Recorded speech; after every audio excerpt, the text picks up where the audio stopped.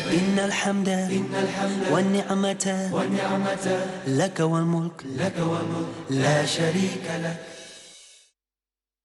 بسم الله الرحمن الرحيم.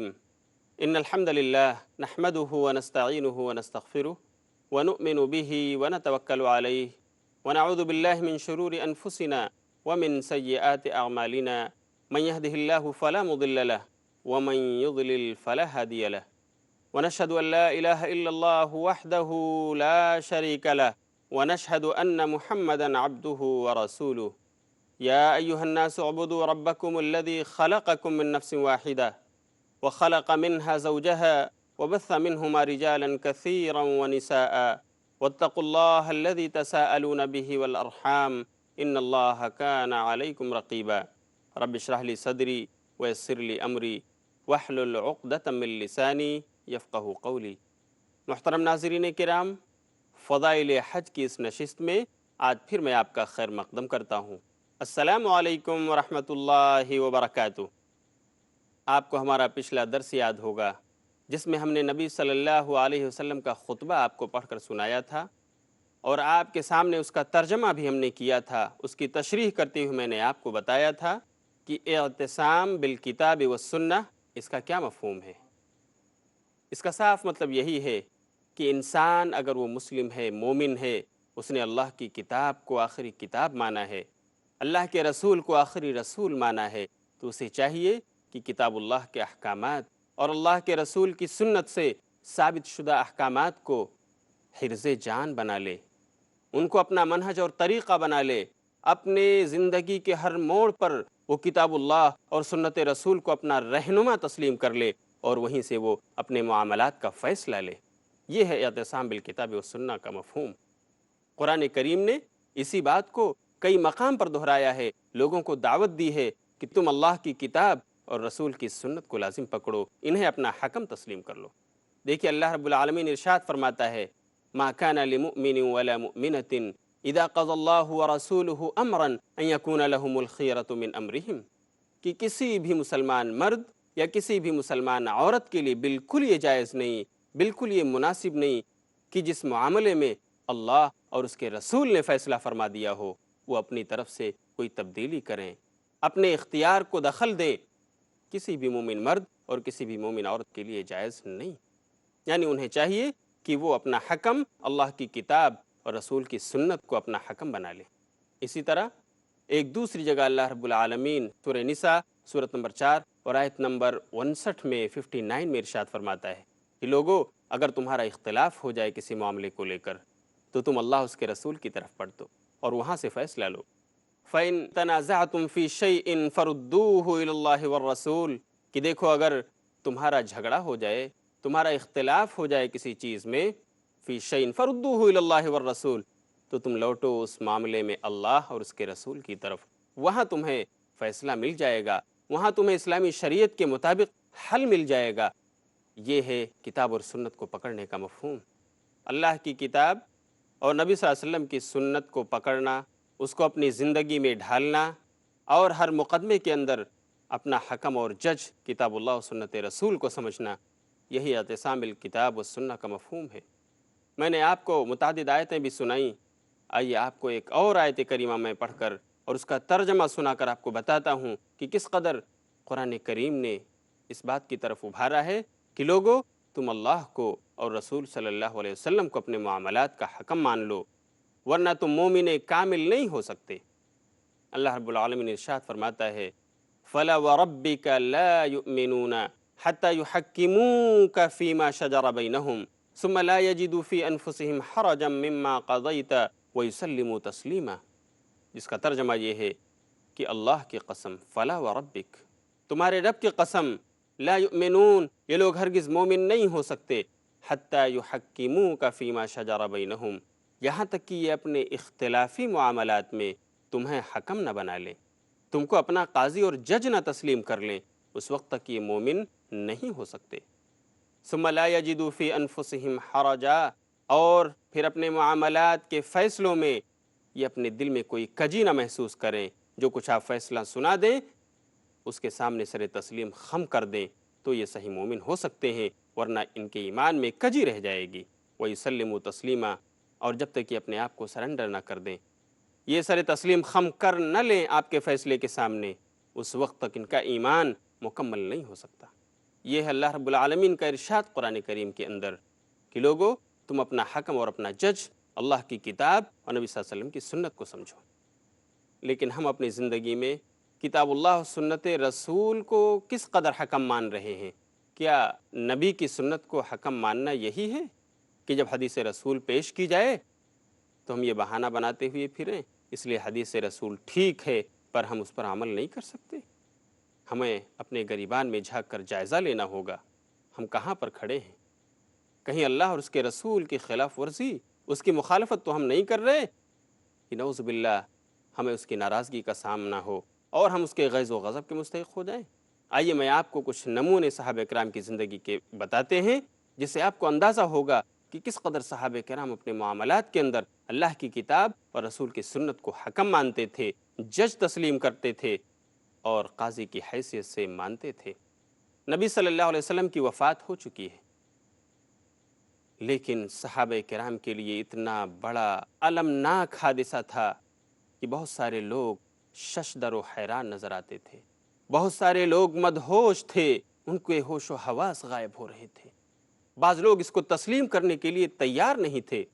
चुनाते हज़रत उमर बिन ख़त्ताब रज़ी अल्लाह ताला अन्हु मस्जिद नबवी के अंदर निकल कर आए, अपनी तलवार को म्यान से निकाला और कहा कि जिसकी ज़बान से मैं ये बात सुनूंगा कि मेरे नबी का इंतकाल हो गया है, मेरे नबी वफ़ात पा गए हैं, तो उसकी गर्दन मार दूंगा।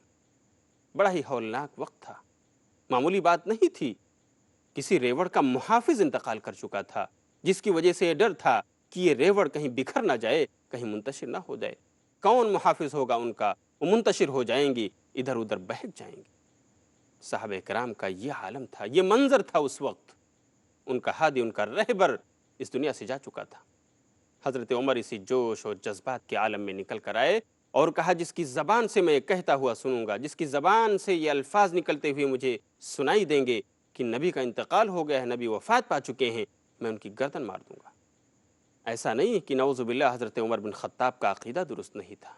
ऐसा नहीं कि नऊज़ु बिल्लाह हज़रत उमर बिन ख़त्ताब अल्लाह के फ़ैसले से राज़ी नहीं थे या सुन्नत रसूल की खिलाफ वर्जी के मुर्तकिब हो रहे थे, बल्कि मामला हौलनाक था। होश व हवास लोगों के गायब हो रहे थे। हज़रत उमर बिन ख़त्ताब भी उनमें से एक थे। चुनाचे हज़रत अबू बकर ने जब ये माजरा देखा तो अबू बकर रज़ी अल्लाहु अन्हु मिंबर रसूल पर तशरीफ़ लाए, खुतबा दिया और खड़े होकर फरमाया, लोगों सुनो, मन कान याबुदु मुहम्मदन फ़इन्न मुहम्मदन क़द मात, कि जो शख्स मोहम्मद को अपना माबूद समझ रहा था, जो शख्स मोहम्मद सल्लल्लाहु अलैहि वसल्लम उनकी परिस्तिश व पूजा कर रहा था, वो सुन ले कि मोहम्मद का इंतकाल हो चुका है, वो मर गए हैं। क़द मात। वमन कान याबुदुल्लाह फ़इन्नल्लाह हय्युन ला यमूत, और जो अल्लाह को अपना माबूद समझ रहा था, जो अल्लाह की परिस्तिश और पूजा कर रहा था, वो सुन ले कि अल्लाह ज़िंदा है और हमेशा ज़िंदा रहने वाला है, उसको कभी मौत आने वाली नहीं। फिर हज़रत अबू बकर ने कुरान की वो आयतें पढ़ीं जिसमें नबी सल्लल्लाहु अलैहि वसल्लम के मौत से मुताल्लिक़ बशारत मौजूद थी। इन्नका मय्यितुन व इन्नहुम मय्यितून। अल्लाह फरमा रहा है कि ऐ नबी, आप भी मौत का जाम पीने वाले हो, जिस तरह आपके सहाबा मौत का जाम पी रहे हैं। इसमें नबी सल्लल्लाहु अलैहि वसल्लम के मौत की खबर थी, आपके मौत की बशारत थी। इसी तरह एक दूसरी आयत भी हज़रत अबू बकर सिद्दीक़ रज़ियल्लाहु ताला अन्हु ने तिलावत फरमाई और कहा, अफ़ इम्माता औ क़ुतिलन क़लबतुम अला आक़ाबिकुम, बताओ अगर तुम्हारा नबी मर जाए या वो हालत जंग में शहीद कर दिया जाए तो क्या तुम अपनी एड़ियों के बल पलट जाओगे? रसूल की तालीमात से मुनहरिफ हो जाओगे? तुम कुरान को अपना हकम नहीं मानोगे? इस तरह की आयत सुनने के बाद हज़रत उमर बिन ख़त्ताब रज़ी अल्लाह ताला अन्हु कहते हैं, जो अभी तक जोश और जज्बात के आलम में ये कह रहे थे कि जिसने मेरे नबी को मुर्दा समझ लिया, जिसने मेरे नबी के बारे में ये कलिमात अदा किए कि उनका इंतकाल हो गया, उनकी वफ़ात हो गई, उसकी गर्दन मार दूंगा, वही हज़रत उमर बिन ख़त्ताब कह रहे हैं कि अबू बकर, मुझे ऐसा महसूस हो रहा है कि जैसे ये आयतें अभी आसमान से उतर रही हैं, जैसे इनकी वही का नुज़ूल अभी हुआ है। मैं ईमान रखता हूँ कि हमारे नबी फौत हो चुके हैं, हमारे नबी का इंतकाल हो चुका है। ये थे सहाबा किराम। یہ تھا ان کا کتاب و سنت پر عمل کرنے کا جذبہ۔ قرآن کریم کی آیت پڑھی گئی، اپنے آپ کو سرنڈر کر دیا، اپنے عقیدے سے رجوع کر لیا، جوش و جذبات کے عالم میں جو کچھ انہوں نے کہا تھا اس سے رجوع کر لیا۔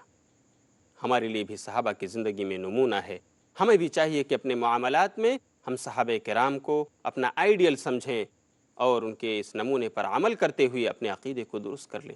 قرآن کی اس آیت أَفَإِن مَّاتَ أَوْ قُتِلَ انقلبتم عَلَىٰ أَعْقَابِكُمْ اور اسی طرح إِنَّكَ مَيِّتٌ وَإِنَّهُمْ مَيِّتُونَ کے صاف الفاظ کو نہیں سمجھتے، اور ان کا عقیدہ یہ ہے کہ رسول اب بھی زندہ ہیں جیسے وہ پہلے زندہ تھے۔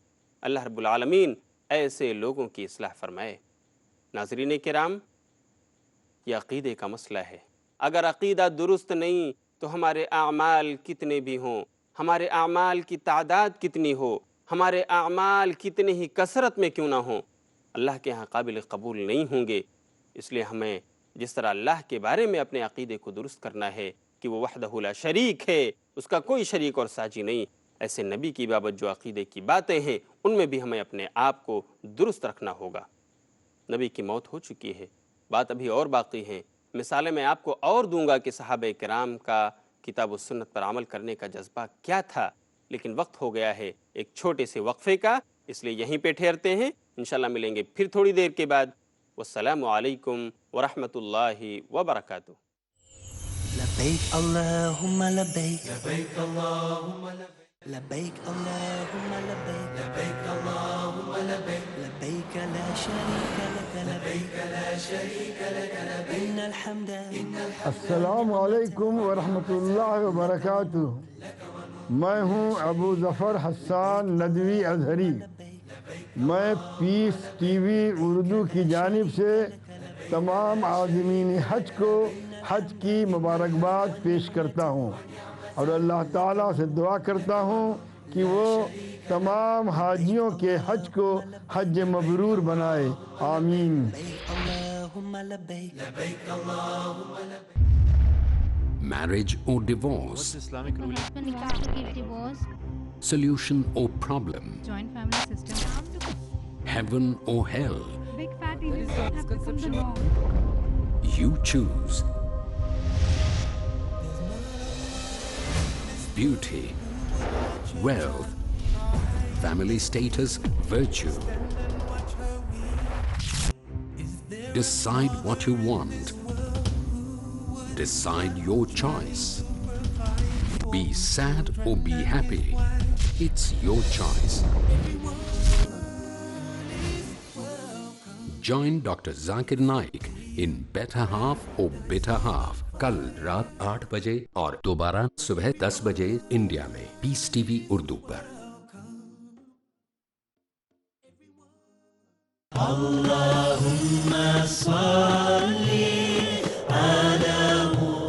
احادیث نبوی صلی اللہ علیہ وسلم۔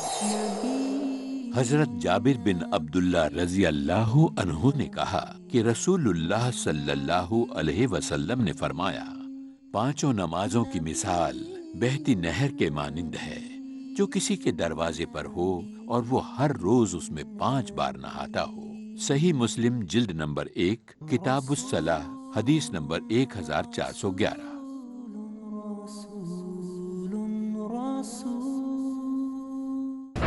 ذہانت سے بھری سوچ و فکر، جہیز کا مطالبہ اسلامی نقطہ نظر سے کہاں تک صحیح ہے؟ عالمی عرب اور عالمی اسلام اس سے ناشنا ہے۔ شادی جو ہے سادی ہے، اسے سادی رہنے دینی چاہیے، کم خرچ میں بلا اسراف کی ہونی چاہیے، اس سے ہماری معاشرت کمزور ہوتی ہے۔ دانش مندی سے بھری تعلیمات، یتیم خانے، دینی مدارس اور طلب پہلو ہے، یتیموں کی کفالت کی جائے، پاکیزگی سے بھری گفتگو۔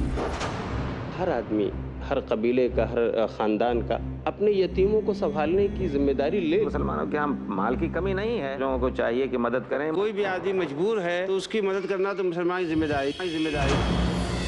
رہیے عالموں کی صحبت میں تاکہ زندگی کا لمحہ لمحہ ہو خوشنما۔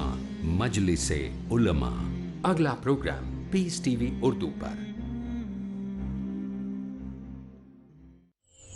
لبيك اللهم لبيك لبيك اللهم لبيك۔ محترم ناظرین کرام، اس نشست میں آپ کا پھر سے خیر مقدم ہے۔ अस्सलामु अलैकुम वरहमतुल्लाहि वबरकातुह। मैं आपको बता रहा था कि सहाबे किराम में अल्लाह की किताब और इसी तरह सुन्नत रसूल के अहकामात पर अमल करने का किस कदर जज्बा मौजूद था कि वो आयत करीमा सुन लेते, नबी सल्लल्लाहु अलैहि वसल्लम की हदीस सुन लेते, अपने आप को खम कर देते थे, झुका देते थे। उनको ये कहने की जुर्रत हरगिज़ नहीं होती थी कि हमने फ़लाँ से ये सुना है और फ़लाँ से ये सुना है, फ़लाँ की राय ये है और फ़लाँ की राय ये है। नहीं, अल्लाह की बात आ गई, रसूल की तालीमात सामने हैं और बस काफ़ी है। आइए मैं एक वाक़या आपको और सुनाऊं। ये वाक़या भी नबी सल्लल्लाहु अलैहि वसल्लम की वफ़ात के बाद का है।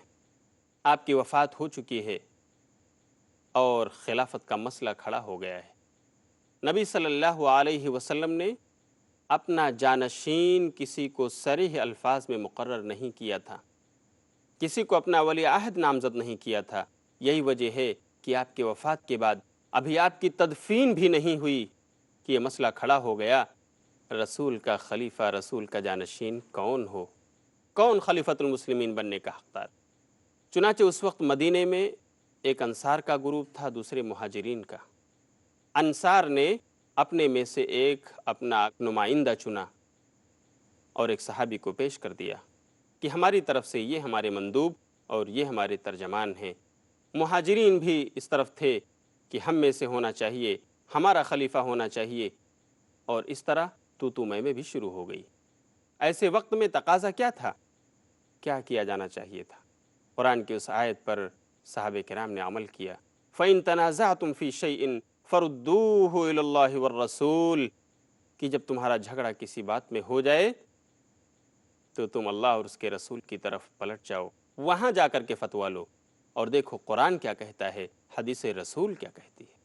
इस मौके पर भी हज़रत अबू बकर सिद्दीक़ रज़ियल्लाहु ताला अन्हु ने वक्त की नज़ाकत को महसूस करते हुए अपने आप को खड़ा किया और एक खुतबा दिया। खुतबे में आपने फरमाया कि लोगों, अल्लाह के रसूल की हदीस है, अल अइम्मतु मिन कुरैश, इमाम खलीफतुल मुस्लिमीन और इमामुल मुस्लिमीन कुरैश का होगा, इसी को ये हक़ हासिल है कि वो खिलाफत और इमारत संभाले। ये हदीस रसूल सुननी थी, अबू बकर की ज़बान से यह हदीस रसूल अदा होनी थी कि सारे सहाबे किराम ने अपने आप को झुका दिया, सर तस्लीम खम कर दिया। वो अंसार जो अब तक झगड़ रहे थे और ये कह रहे थे कि अगर मुहाजिरीन में से एक होगा तो दूसरा अंसार में से भी होना चाहिए, और इस तरह दो अमीर होंगे और हमारे मामलात तय करेंगे। लेकिन जैसे ही अबू बकर की ज़बान से हदीस रसूल निकली, सारे लोगों ने अपने आप को सरेंडर कर दिया। हज़रत अबू बकर ने यह भी कहा, मेरी ख्वाहिश नहीं, मैं नहीं चाहता कि मैं तुम्हारा खलीफा बनूं, अल्लाह की कसम मैं ये तमन्ना लेकर नहीं आया हूँ, मैं हदीस रसूल सुनाने आया हूँ कि कुरैश में से इमाम होगा। ये सुनते ही हज़रत उमर बिन ख़त्ताब रज़ियल्लाहु ताला अन्हु उठते हैं और कहते हैं, अबू बकर हाथ बढ़ाइए, मैं आपको खलीफतुल मुस्लिमीन और इमामुल मुस्लिमीन तस्लीम करता हूँ, क्योंकि आप इस वक्त इस रुए ज़मीन पर सबसे मुहतरम, सबसे मुकर्रम और रसूल सल्लल्लाहु अलैहि वसल्लम के सबसे करीबी दोस्त रहे हो। आपके खिदमात बहुत हैं जिनका इनकार नहीं किया जा सकता, आप ही मुस्तहिक हो कि मुसलमानों के इमाम और खलीफा बनो। हज़रत उमर के बैत करने के बाद दूसरे और लोगों ने बैत करना शुरू कर दिया और अबू बकर रज़ियल्लाहु ताला अन्हु बइत्तिफ़ाक़ अंसार और मुहाजिरीन तमाम मुसलमानों के खलीफा बन गए। इसी तरह एक मसला नबी सल्लल्लाहु अलैहि वसल्लम की वफ़ात के बाद ये खड़ा हुआ कि आपको दफन कहाँ किया जाए, आपकी तदफीन किस सरजमीन में हो। इस मसले को भी सुलझाने के लिए सहाबे किराम ने कुरान और हदीस रसूल का सहारा लिया। हदीस रसूल सुनाई गई कि देखो, अल अंबिया युदफनून हैसु यमूतून, अल्लाह के रसूल की ये हदीस है, अंबिया जहाँ पर इंतकाल करते हैं, जहाँ पर उनकी मौत होती है, उसी जगह पर वो दफन किए जाते हैं।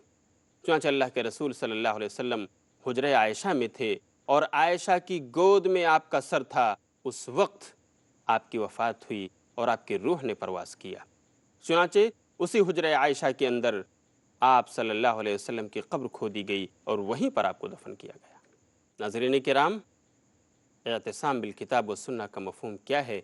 हमें सहाबे किराम की अमली ज़िंदगी से बेहतरीन नमूने मिल रहे हैं। हमें भी चाहिए कि हम अपनी अमली ज़िंदगी में इन्हें बरतें اور انہیں انجام دینے کی کوشش کریں۔ آئیے میں اور نمونے بھی آپ کو دیتا ہوں۔ حضرت ابوبکر صدیق رضی اللہ تعالیٰ عنہ کا زمانہ خلافت ہے۔ ایک دادی ایک بڑھیا عورت کی وراثت کا مسئلہ پیش ہوتا ہے۔ حضرت ابوبکر صدیق رضی اللہ تعالیٰ عنہ کہتے ہیں تمہارا تو کچھ بھی نہیں ہے، تمہیں کیا ملے گا؟ لیکن صحابہ کرام آپ کے سامنے تھے، آپ کے اور ساتھی بھی آپ کے سامنے تھے۔ ان میں سے ایک صحابی نے کھڑے ہو کر کہا کہ اے حضرت ابوبکر صدیق رضی اللہ تعالیٰ عنہ، میں نے اللہ کے رسول سے یہ حدیث سنی ہے، میں نے اللہ کے رسول کے زبان سے یہ فیصلہ سنا ہے کہ دادی کو 1/6 ملے گا، سدس ملے گا۔ سدس یہ دادی کا اور دادا کا حق ہے۔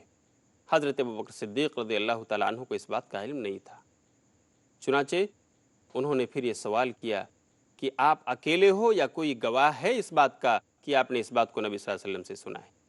چنانچہ یہ سوال ہونے پر ایک دوسرے صحابی حضرت مغیرہ بن شعبہ رضی اللہ تعالیٰ عنہ کھڑے ہوئے اور کہا ہاں میں نے بھی یہ بات اللہ کے رسول سے سنی ہے کہ دادی کا حق 6 ہوتا ہے، 1/6 انہیں ملنا چاہیے، یہ وراثت میں ان کا حق ہے۔ چنانچہ ابوبکر صدیق رضی اللہ تعالیٰ عنہ انہوں نے دادی کے لیے 1/6 کا فیصلہ فرما دیا کہ جب اللہ کے رسول کی حدیث ہے اللہ کے رسول نے دادی اور دادا کو 1/6 حصہ دیا ہے، تو پھر ہم اللہ کے رسول کے اس فیصلے پر راضی ہیں اور ہم دادی کو 1/6 دیں گے۔ اور یہ کوئی بعید بات نہیں ہے کہ حضرت ابوبکر کو اس حدیث کا علم نہیں تھا، اور بہت سارے صحابہ کرام جو آپ کے قریب رہتے تھے بہت سارے مسائل کا علم ان کو بھی نہیں ہوتا تھا، کیونکہ آپ نے مختلف مقامات پر اپنے مختلف سفروں میں بعض دوسرے صحابہ کرام کے ساتھ بھی بعض حدیثیں بیان کی تھیں جو دوسرے صحابہ کو نہیں پتہ ہوا کرتی تھی۔ اور ایسی بہت ساری مثالیں ہیں کہ اچھے اچھے صحابہ کرام کو جو نبی صلی اللہ علیہ وسلم کے قریب رہا کرتے تھے ان کو بھی بعض مسائل کا علم نہیں ہوتا تھا۔ ابو بکر کو اگر اس کا علم نہیں تھا تو تعجب کرنے کی بات نہیں، لیکن یہاں پر ہمارے لیے قابل عبرت اور قابل درس جو چیز ہے وہ یہ کہ ابو بکر نے جب حدیث رسول سنی اور گواہی مل گئی تو انہوں نے رسول کے فیصلے کو نافذ کر دیا۔ اسی طرح نبی صلی اللہ علیہ وسلم کی وفات کے بعد آپ کی وراثت کا مسئلہ آیا۔ کچھ رشتہ داروں نے یہ مطالبہ کرنا شروع کیا کہ نبی صلی اللہ علیہ وسلم کے ہم وارث ہیں، ہمیں وراثت میں حصہ ملنا چاہیے، کچھ جائیداد ہمیں دی جانی چاہیے۔ ابو بکر صدیق رضی اللہ تعالیٰ عنہ نے وہاں بھی نبی صلی اللہ علیہ وسلم کی حدیث لوگوں کو سنائی کہ انبیاء کرام وہ وارث نہیں بنائے جاتے، وہ درہم و دینار لوگوں کے لیے چھوڑ کر نہیں جاتے، وہ جو کچھ چھوڑ کر جاتے ہیں وہ صدقہ ہوا کرتا ہے، وہ بیت المال کا حق ہوتا ہے، اور اگر وہ کسی چیز کا وارث لوگوں کو بناتے ہیں تو وہ علم ہے، مال نہیں۔ اس لیے نبی کی وراثت میں جو کچھ تھا وہ بیت المال کا ہے، بیت المال ہی کو ملے گا، کسی کو نبی کی وراثت نہیں ملے گی۔ چنانچہ لوگ مان گئے، لوگوں نے سر تسلیم خم کر دیا کہ اگر رسول صلی اللہ علیہ وسلم کا یہ فرمان ہے کہ ہم وارث نہیں بناتے کسی کو درہم و دینار کا، اگر ہم بناتے ہیں تو علم کا وارث بناتے۔ اس فتوے کو سننے کے بعد، حدیث رسول سننے کے بعد تمام اقربا اور رشتہ داروں نے اپنے آپ کو جھکا دیا، سر تسلیم خم کر دیا۔ اس طرح کے بہت سارے واقعات ہیں جو صحابہ کرام کی زندگی میں پیش آئے، اور صحابہ کرام نے ان میں نبی صلی اللہ علیہ وسلم کی سنت کو اپنا حکم تسلیم کیا، قرآن کریم کی آیت کو اپنا حکم بنایا، اور اس طرح ان کے تمام معاملات حل ہوتے گئے اور وہ اختلافات میں دیر تک نہیں ٹکے۔ یہ صحابہ کرام کی بہت بڑی خصلت اور بہت اچھی صفت تھی کہ وہ کبھی بھی کتاب اللہ یا سنت رسول کی بات سننے کے بعد کسی اور کے فتوے کو دخل نہیں دیتے۔ چنانچہ حضرت عمر بن خطاب رضی اللہ تعالیٰ عنہ کا زمانہ ہے، لوگ حج کرنے جا رہے ہیں۔ حضرت عمر بن خطاب رضی اللہ تعالیٰ عنہ نے لوگوں کے حالات اور واقعات کو دیکھتے ہوئے حج تمتع پر پابندی لگا دی اور کہا کہ لوگ یا تو حج افراد کریں یا حج قران۔ کچھ صحابہ کرام جو موجود تھے اس وقت، انہوں نے حضرت عمر بن خطاب کے بیٹے حضرت عبداللہ بن عمر کے پاس جا کر کہا کہ حج تمتع جائز ہے یا نہیں۔ حضرت عبداللہ بن عمر رضی اللہ تعالیٰ عنہ نے جواب دیا کہ حج تمتع جائز ہے، کرنا چاہیے۔ لوگ کہتے ہیں کہ تمہارے ابو حضرت عمر بن خطاب نے اس پر پابندی لگا دی ہے اور کہا ہے کہ حج افراد یا حج قران کیا جائے۔ عبداللہ بن عمر جواب دیتے ہیں میں تم کو حدیث رسول سنا رہا ہوں کہ اللہ کے رسول صلی اللہ علیہ وسلم نے اس کی اجازت دی ہے حج تمتع کیا جائے، اور تم میرے باپ کا قول سنا رہے ہو کہ تمہارے باپ نے ایسا اور ایسا کہا ہے۔ کتنا بڑا درس ہے اس کے اندر، کیسا قابل عبرت واقعہ ہے یہ۔ ایک بیٹا اپنے باپ کے قول کو بھی قابل عمل نہیں سمجھتا، کیوں؟ اس لیے کہ حدیث رسول موجود ہے۔ اور آج ہم ہیں کہ صرف یہ بہانے بنا کر، اس لیے حدیث رسول ٹھیک ہے، اپنی جگہ پر درست ہے، پر ہم اس پر عمل نہیں کر سکتے۔ اللہ رب العالمین سے ہم اخیر میں دعا کریں گے کہ اللہ ہم سب کو کتاب و سنت کا سچا شیدائی بنا، اور ہمارے حج کے تمام احکام کو بھی ہمیں سنت رسول کے مطابق ادا کرنے کی توفیق دے۔ ناظرین کرام، انشاءاللہ اگلے ایپیسوڈ میں پھر آپ سے ملاقات ہوگی، تب تک کے لیے اجازت دیجیے اور دیکھتے رہیے فضائل حج۔ وآخر دعوانا ان الحمدللہ رب العالمین، والسلام علیکم ورحمۃ اللہ وبرکاتہ۔ لبيك اللهم لبيك لبيك اللهم لبيك لبيك لا شريك لك لبيك لا شريك لك لبيك إن الحمد والنعمة لك والملك لا شريك لك لبيك اللهم لبيك لبيك اللهم لبيك لبيك لا شريك لك لبيك لا شريك لك لبيك إن الحمد والنعمة لك والملك لا شريك لك لبيك اللهم لبيك لبيك اللهم لبيك لبيك لا شريك لك لبيك لا شريك